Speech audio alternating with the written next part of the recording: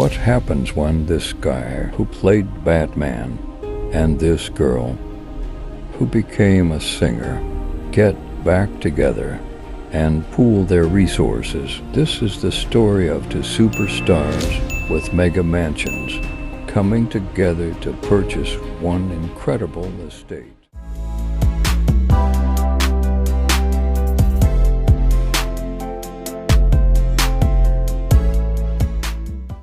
Welcome back to Property Pairings. I'm Tyler Drinkwater, former sommelier, current Los Angeles real estate agent. And on this episode, we're going to be talking about two prolific real estate investors and Hollywood megastars.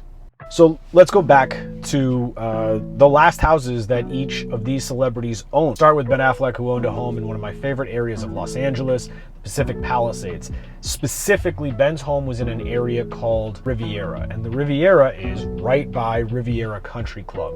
The streets are named after places in the French and Italian Riviera, and the homes are exquisite. They are super large with incredible fixtures. Some of them have captivating views. They are private estates, and when you drive through, it is honestly shocking how many of these exquisite homes are next to each other. There's not a bad one in the bunch. Ben bought this home for just under 20 million bucks. It was about 19.5 or so, and he held it for a short amount of time. It's 7 beds, 9.5 baths, and when it was all said and done, he ended up being able to list it for just under 30 million, and he sold it for $28.5 million, netting him about a $10 million profit on the home. But that's nothing compared to his wife, JLo, whose home in Bel Air she purchased for about $28 million, and it is a stunning 9 beds, 13 baths, over 12,800 square feet.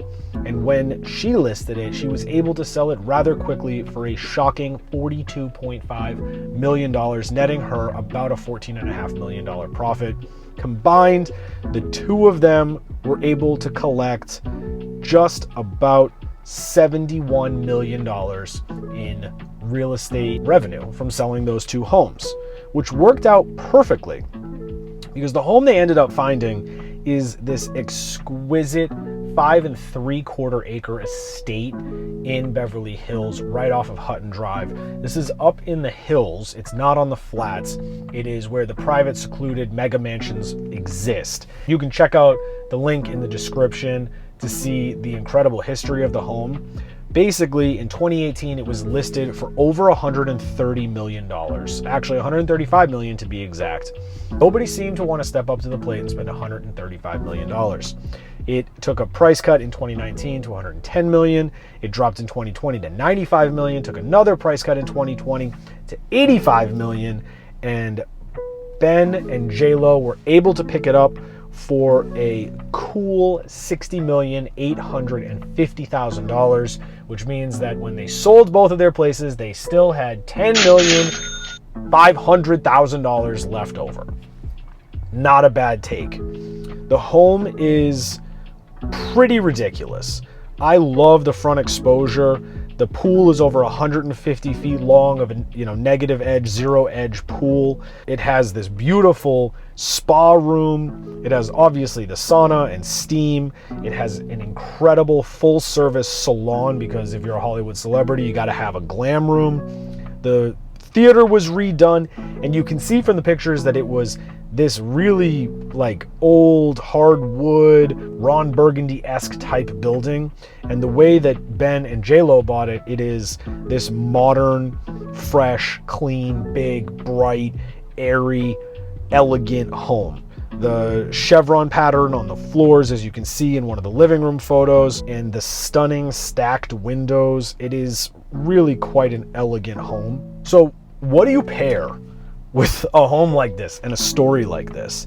And I am going to go way out of the box and give you two different pairings that I think fit perfectly for this. The first one is going to be a producer. It's not even going to be a specific wine. It's going to be a producer, and that producer is Emilio Pepe. And Emilio Pepe makes stunning wines out of central Italy.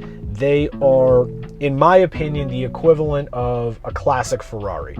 It's something that you want to buy and cherish and hold on to, and they just get better and more rare and more refined and more elegant the longer you hold on to them. This is, for me, one of the few wines that at almost any price point, it's worth drinking. The second one is totally ridiculous, and I don't know why I have it here. It is a complete juxtaposition. It's a $10 bottle of New Zealand Sauvignon Blanc from Trader Joe's. I stumbled into this. I think it's an incredible bargain. It's hot as anything in Los Angeles right now, and this is a clean, crisp, and refreshing Sauv Blanc from New Zealand that is easily accessible at, I would imagine, any Trader Joe's, but specifically the ones throughout Los Angeles.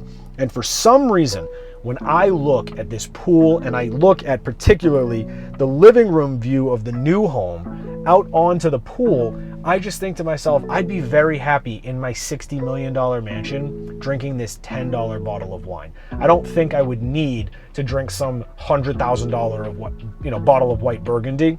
I would be happy with this $10 bottle. So it's a bit of an extreme. Emilio Pepe, super expensive. This New Zealand Sauv Blanc, not expensive at all. This home was $135 million. They bought it for less than half that.